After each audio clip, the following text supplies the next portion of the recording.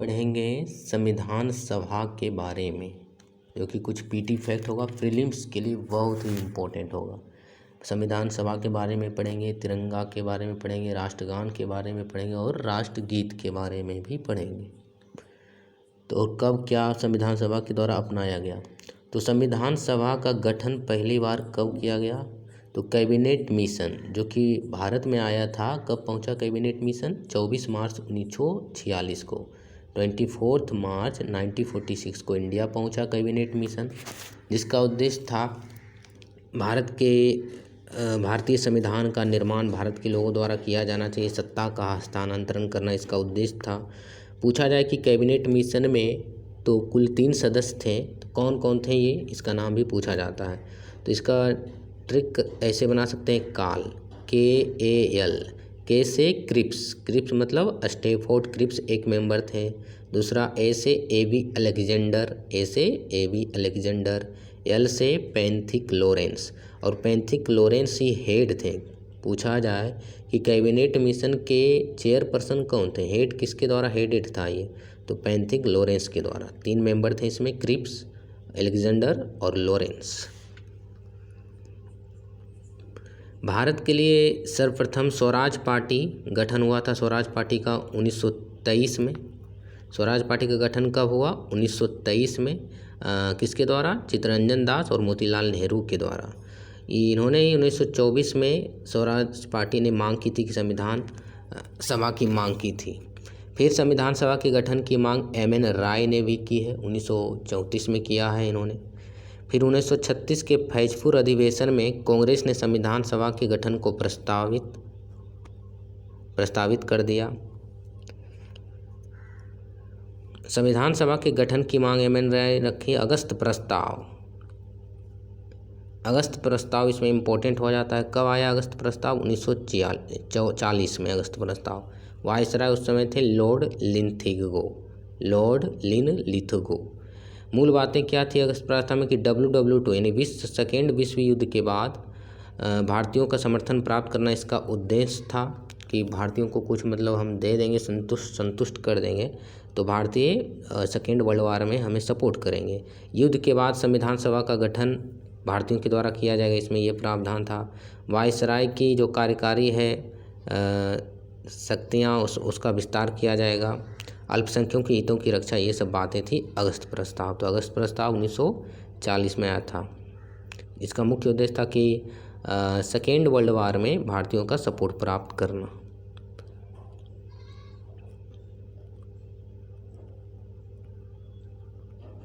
संविधान सभा का गठन कैबिनेट मिशन के आधार पर हुआ, जिसमें से 389 सदस्य की रखा गया था, निश्चित किया गया था 389 सदस्य होंगे, जिसमें से 296 सदस्य ब्रिटिश भारत से होंगे और 93 देसी रियासत से। ब्रिटिश भारत के 296 सदस्य में से 296 का चयन, जो 296 मेंबर हैं, इनका चयन कैसे किया जाएगा? तो इनका चयन 11 गवर्नर के प्रांतों द्वारा किया जाएगा। साथ ही साथ 4 का चयन मुख्य आयुक्त द्वारा किया जाएगा। 11 प्रांत में कौन कौन है? जैसे बिहार है शामिल, मद्रास है, बॉम्बे है, बंगाल है, असम है, पंजाब है और इसके अलावा भी प्रांत हैं। 4 जो मुख्य चयन आयुक्त के द्वारा किया जाएगा इनकी नियुक्ति, तो इसमें दिल्ली है, अजमेर है, मारवाड़ा है और कुर्ग है और बलूचिस्तान है। जनसंख्या के आधार पर सीटों का आवंटन किया गया था। इसमें जो संविधान सभा में कहा गया था कि संविधान सभा का गठन में जो सदस्य नियुक्त किए जाएंगे वो प्रत्येक 10 लाख पर 1 सीट, यानी कि एक प्रांत उसमें मान लिया जाए 20 लाख जनसंख्या है, तो वहाँ से 2 सदस्य चुने जाएंगे। देसी रियासत के प्रतिनिधियों का चयन कैसे किया जाएगा?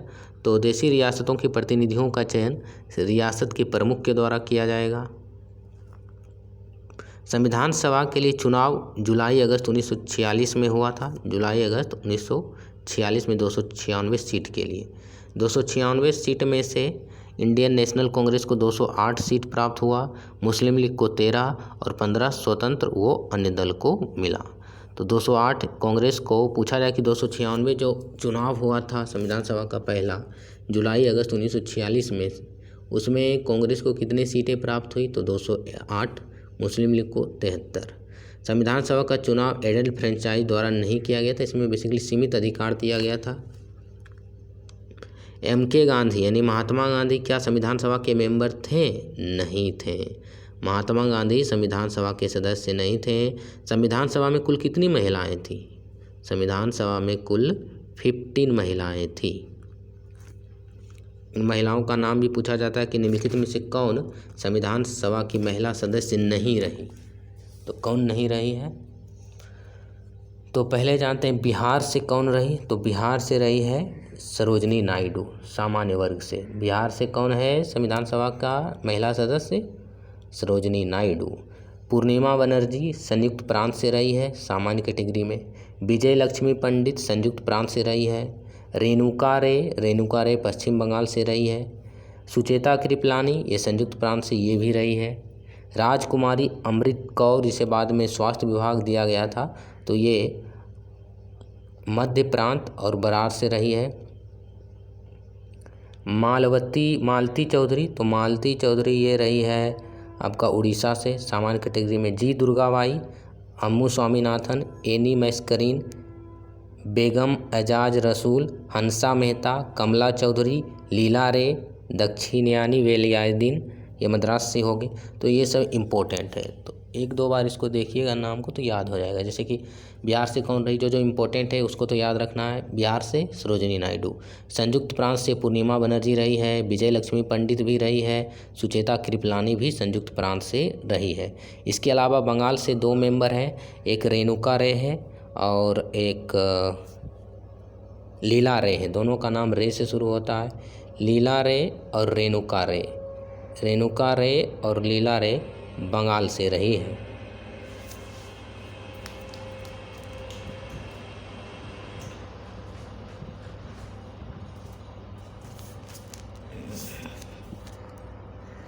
तो यही 15 सदस्य थी महिला जो कि संविधान सभा में थी।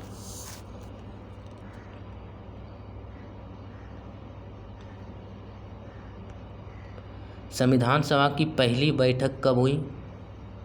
तो संविधान सभा की पहली बैठक फर्स्ट से जो मीटिंग हुआ 9 दिसंबर 1946 के हुआ। वेरी वेरी इंपॉर्टेंट फैक्ट है ये। इसमें जो संविधान सभा का पहला बैठक हुआ था तो उसमें मुस्लिम लीग ने बहिष्कार किया। उन्होंने कहा कि पाकिस्तान के लिए इसमें जो मुस्लिम सदस्यों का भागीदारी पर्याप्त नहीं है, इसलिए पाकिस्तान के लिए एक अलग संविधान बनना चाहिए जिन्ना वगैरह के मांग पर। तो मुस्लिम लीग ने इसका बहिष्कार किया, पाक की मांग की। तो उसमें वो बहिष्कार करने से केवल 207 सदस्य बचे। इसमें 207 सदस्यों ने हिस्सा लिया पहले मीटिंग में। डॉक्टर सच्चिदानंद सिन्हा को संविधान सभा का पहला अध्यक्ष चुना गया। यानी कि 9 दिसंबर 1946 को जो संविधान सभा की प्रथम बैठक हुई थी वो किसके द्वारा चेयर की गई थी? डॉक्टर सच्चिदानंद सिन्हा जी के द्वारा। ये पहले अध्यक्ष बनाए गए थे लेकिन अस्थायी थे, ये टेम्परोरी थे। उसके बाद 2 दिन के बाद 11 दिसंबर 1946 को यानी तीसरा मीटिंग जब हुआ तो अस्थायी अध्यक्ष के रूप में डॉक्टर राजेंद्र बाबू को चयनित किया गया। तो पूछा जाए कि संविधान सभा के अस्थायी अध्यक्ष कौन थे? तो सच्चिदानंद सिन्हा। अस्थायी permanent chairperson doctor Rajendra Prasad. इनकी नियुक्ति 11 दिसंबर 1946 को हुई। 25 दिसंबर 1947 को कहा गया कि एक उपाध्यक्ष भी होगा, तो उपाध्यक्ष की नियुक्ति HC मुखर्जी को किया गया संविधान सभा का उपाध्यक्ष। उसके बाद फिर कहा गया कि एक उपाध्यक्ष नहीं, संविधान सभा में 2 उपाध्यक्ष रहेंगे और 1 चेयरपर्सन रहेंगे। 2 उपाध्यक्ष में थे, सेकेंड बने थे VT कृष्णामाचारी, TT नहीं VT कृष्णामाचारी, और पहले थे HC मुखर्जी। उद्देश्य प्रस्ताव, संविधान सभा में उद्देश्य प्रस्ताव क्या था? इसमें बेसिकली ये था कि हमारा संविधान का उद्देश्य क्या होगा, हमारा संविधान का दर्शन कैसा होगा, हमारे संविधान की संरचना कैसी होगी। तो ये जवाहरलाल नेहरू के द्वारा पेश किया गया था उद्देश्य प्रस्ताव। कब पेश किया गया था? उद्देश्य प्रस्ताव का ही एक भाग था प्रस्तावना प्रियम्बल। तो 13 दिसंबर 1946 को पेश किया गया था संविधान सभा में। तो डायरेक्टली क्वेश्चन पूछा जा सकता है कि संविधान सभा में उद्देश्य प्रस्ताव और प्रस्तावना, उद्देश्य प्रस्ताव या प्रस्तावना कब पेश किया गया? 13 दिसंबर 1946 को। किसके द्वारा? जवाहरलाल नेहरू के द्वारा। स्वीकार कब किया गया? उद्देश्य प्रस्ताव या प्रस्तावना को स्वीकार कब कर लिया गया संविधान सभा के द्वारा? इम्पोर्टेंट फैक्ट है ये, 22 जनवरी 1947 को। उसके बाद आता है जब मुस्लिम लीग ने बहिष्कार किया, देसी रियासत के लोग इससे संतुष्ट नहीं हुए संविधान सभा में उनकी स्वतंत्रता के हनन होने के कारण, तो माउंटबेटन योजना आया। क्या आया? माउंटबेटन योजना। माउंटबेटन योजना, ये बेटन होगा, माउंटबेटन योजना ये लास्ट वायसराय थे भारत के, लॉर्ड माउंटबेटन के द्वारा प्रस्तुत किया गया था। इसमें मई 1947 में पेश किया गया था ये। इसे भारतीय स्वतंत्रता अधिनियम भी कहा जाता है। तो भारतीय स्वतंत्रता अधिनियम 1947 का पॉपुलर नाम है माउंटबेटन योजना। इसमें निम्न बातें की गई थी कि ब्रिटिश भारत का विभाजन किया जाएगा, सत्ता का शीघ्र हस्तांतरण किया जाएगा, रियासत की सहमति ली जाएगी, अल्पसंख्यक अधिकारों की रक्षा की जाएगी, ब्रिटिश सैनिकों की वापसी। ये क्वेश्चन बहुत बार पूछा गया कि किस अधिनियम के द्वारा ब्रिटिश सैनिकों को फिर वापस भारत से ब्रिटेन परमानेंटली बुला लिया गया? तो माउंटबेटन योजना या भारतीय स्वतंत्रता अधिनियम 1947 के तहत। इसमें विभाजन का मतलब ये मार्ग प्रशस्त किया भारतीय स्वतंत्रता अधिनियम 1947 ने। जब ये अधिनियम पारित हो गया तो 389 सीट में से घटकर 299 सीट बचे, क्योंकि मुस्लिम के लिए एक अलग बन गया। देसी रियासतों को भी 3 विकल्प दिया गया था प्रिंसली स्टेट को कि आप या तो इंडिया के साथ मिल सकते हैं, या तो स्वतंत्र रह सकते हैं, या पाकिस्तान के साथ आप मिल सकते हैं। भारतीय प्रांत में मेंबर की संख्या 296 से घटकर मात्र 229 हो गई। इम्पोर्टेंट फैक्ट है कि कब क्या अपनाया गया संविधान सभा के द्वारा? तो प्रस्तावना या उद्देश्य प्रस्ताव को 13 दिसंबर 1946 को पेश किया गया था, और ये स्वीकृत, इसको मंजूरी कब मिला? 22 जनवरी 1947 को।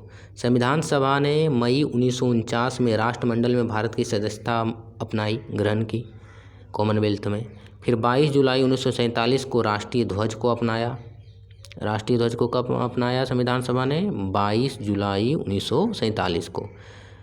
24 जनवरी के दिन बहुत इंपॉर्टेंट है, क्योंकि इसमें बहुत सारा चीज़ अपनाया गया। 24 जनवरी 1950 को ही राष्ट्रीय गान जन गण मन अपनाया गया।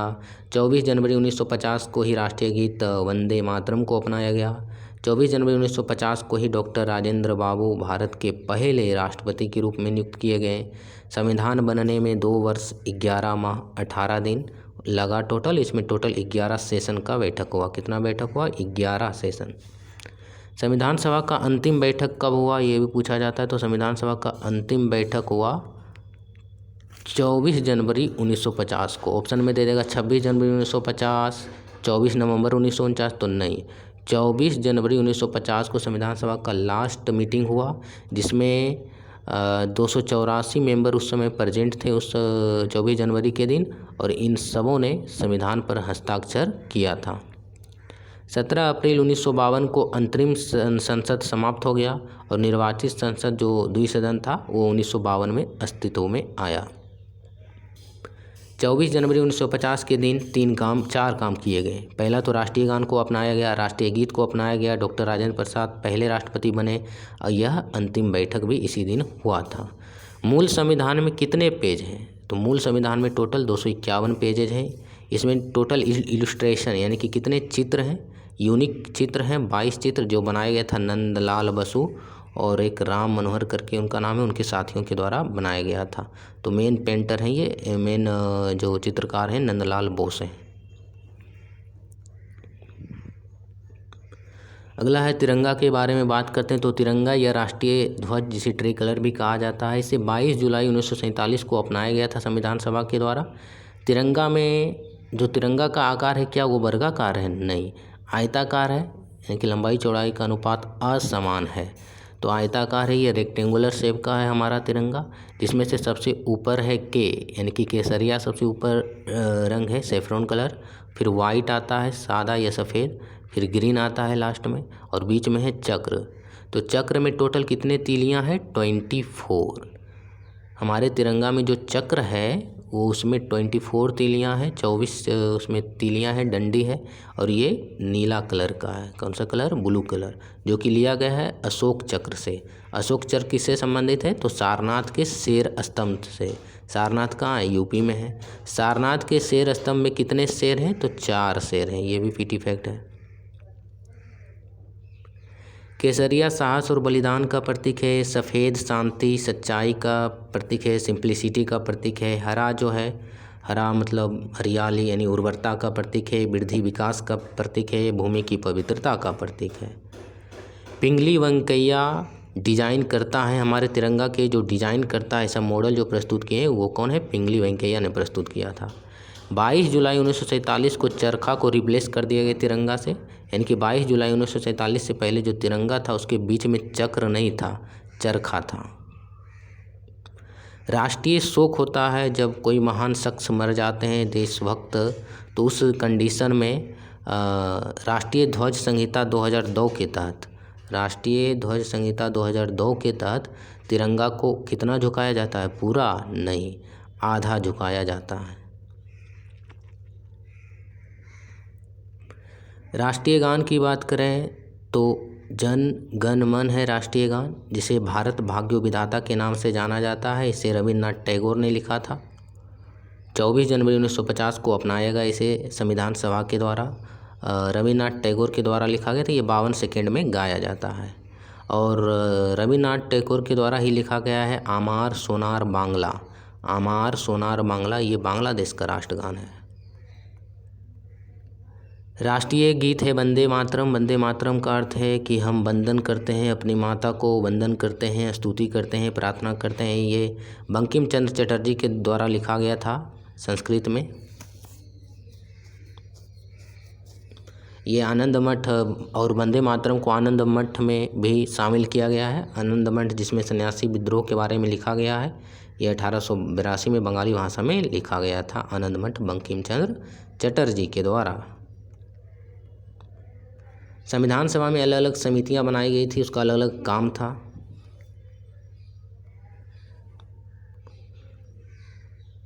तो 8 बड़ी समितियां थी, कुछ उप समिति था और कुछ छोटी समितियां, लगभग 12-13 थी छोटी उप समिति। तो 8 बड़ी समिति में सबसे इम्पोर्टेंट है प्रारूप समिति, जिसका काम था ड्राफ्टिंग कमेटी जिसे बोलते हैं इंग्लिश में। संविधान का जो मूल काम था इसी को करना था कि ऐसा हमारा संविधान होगा, उसको ड्राफ्ट तैयार करना। तो प्रारूप समिति में हेड कौन थे? डॉक्टर भीमराव अंबेडकर थे। इसका गठन कब हुआ? 29 अगस्त 1947 को इसका गठन किया गया। और प्रारूप समिति की टोटल 141 बैठक हुई।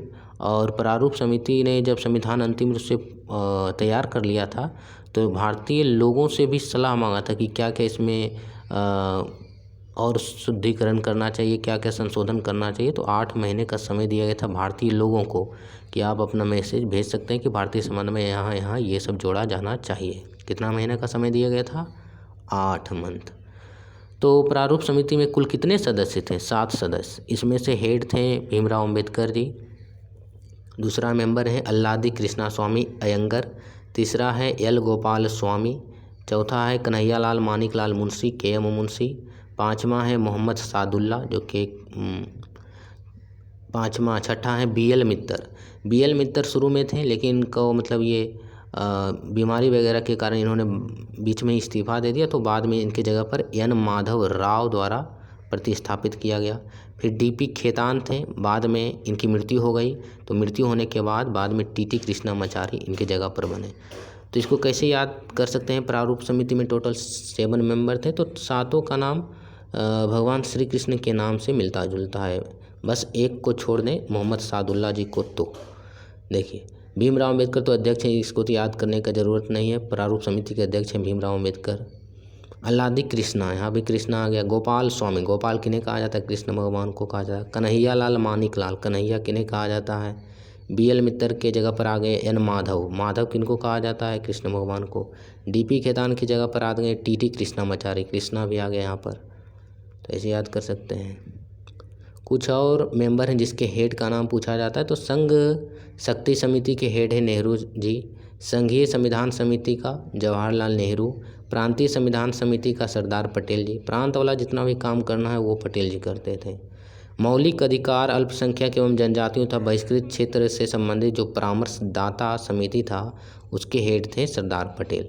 और इस समिति के अंतर्गत 5 उप समितियाँ थी।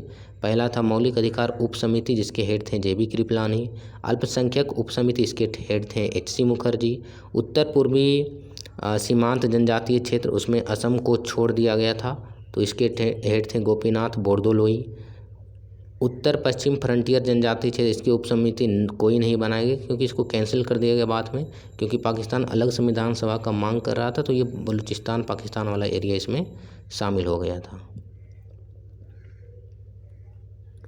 कुछ और कमेटी है, जैसे प्रक्रिया नियम समिति के हेड थे डॉक्टर राजेंद्र प्रसाद। संचालन समिति के डॉक्टर राजेंद्र प्रसाद। राज्यों के लिए समिति जवाहरलाल नेहरू। 13 छोटी समिति थी, इसमें से कुछ इम्पोर्टेंट है, जैसे कि वित्त एवं कर्मचारी स्टाफ समिति, इसमें राजेंद्र प्रसाद बाबू हैं। राष्ट्रध्वज, वेरी वेरी इंपॉर्टेंट, राष्ट्रध्वज से संबंधित तदर्थ समिति डॉक्टर राजेंद्र प्रसाद। प्रेस दीर्घा समिति उषानाथ सेन। कार्य संचालन समिति डॉक्टर KM मुंशी। नागरिकता पर तदर्थ समिति कौन थे इसके हेड, तो नागरिकता पर तदर्थ समिति के S वरदाचारी। ये बहुत बार पूछा गया है प्रीलिम्स में, तो S वरदाचारी नागरिकता पर तदर्थ समिति थे, और S वरदाचारी संविधान सभा के सदस्य नहीं थे। S वरदाचारी संविधान सभा के मेंबर नहीं थे, लेकिन फिर भी ये नागरिकता पर तदर्थ समिति के हेड थे। 4 नवंबर 1948 को अंबेडकर ने संविधान का अंतिम प्रारूप सौंपा, और इसी दिन पहली बार वो संविधान सभा में संविधान को पढ़े थे। कब? 4 नवंबर 1948 को। 299 मेंबर में से 284 मेंबर प्रेजेंट थे, साइन करने वाले थे, संविधान पर हस्ताक्षर करने वाले, और वो दिन है 24 जनवरी 1950। संविधान 26 नवंबर 1949 को अपनाया गया, लेकिन पूरे देश में लागू किए गए 26 जनवरी 1950 के दिन, जिस दिन गणतंत्र दिवस रिपब्लिक डे मनाया जाता है। मूल संविधान में 395 अनुच्छेद हैं, 8 अनुसूचियां हैं, 22 भाग हैं। मूल संविधान में कितने पन्ने हैं? 251 पन्ने हैं। कितने चित्र हैं? 22 चित्र हैं। 26 नवंबर को संविधान दिवस मनाया जाता है, 2015 से स्टार्ट हुआ है ये। 26 जनवरी को गणतंत्र दिवस मनाया जाता है, क्योंकि 26 जनवरी को लाहौर अधिवेशन हुआ था दिसंबर 1929 में, जिसमें भारतीय राष्ट्रीय कांग्रेस ने पूर्ण स्वराज प्रस्ताव पेश किया था। उसमें कहा गया था कि अगले 26 जनवरी को कांग्रेस के द्वारा स्वतंत्रता दिवस या पूर्ण स्वराज दिवस मनाया जाएगा, तो इसी के यादगार में 26 जनवरी को संविधान को अपनाया गया और गणतंत्र दिवस मनाया जाता है। कुछ और फैक्ट देखते हैं, तो संविधान सभा का प्रतीक क्या था? क्या शेर प्रतीक था? नहीं, हाथी प्रतीक था। सर BN राव को संवैधानिक सलाहकार कहा जाता है, कानूनी सलाहकार थे संविधान बनाने से संबंधित। कैलीग्राफर कौन थे? संविधान को लिखा 2 लैंग्वेज में लिखा गया, इंग्लिश में और हिंदी में। तो इंग्लिश में लिखने वाले कैलीग्राफर का नाम है प्रेम बिहारी नारायण रायजादा, जो इटालिक स्टाइल में लिखा था। इटालिक स्टाइल जैसे हमको मान लिया जाए लिखना है वाइट, तो वाइट को इंग्लिश में इटालिक स्टाइल में इसको टेढ़ा करके लिखेंगे इस प्रकार, तो इसको बोलते हैं इटालिक स्टाइल। और हमारे संविधान को इंग्लिश में लिखा गया है प्रेम बिहारी नारायण रायजादा के द्वारा इटैलिक स्टाइल में इंग्लिश में। और हिंदी संस्करण को किसने लिखा है? वसंत कृष्ण वैद्य के द्वारा। भारतीय प्रांत से 229 जिसमें मेंबर थे, उसमें से सबसे अधिक मेंबर थे संयुक्त प्रांत से, उसके बाद मद्रास से, बिहार से कुल 36 मेंबर थे संविधान सभा में। रियासत की बात करें तो सबसे अधिक रियासत त्रावणकोर से 6 मेंबर थे, टोटल 70 मेंबर में से। तो ये था कुछ संविधान से संबंधित, संविधान सभा से संबंधित प्रीलिम्स फैक्ट। इसका PDF आपको मिलेगा मेरे टेलीग्राम अल्टीमेट एस्पायरेंट पर।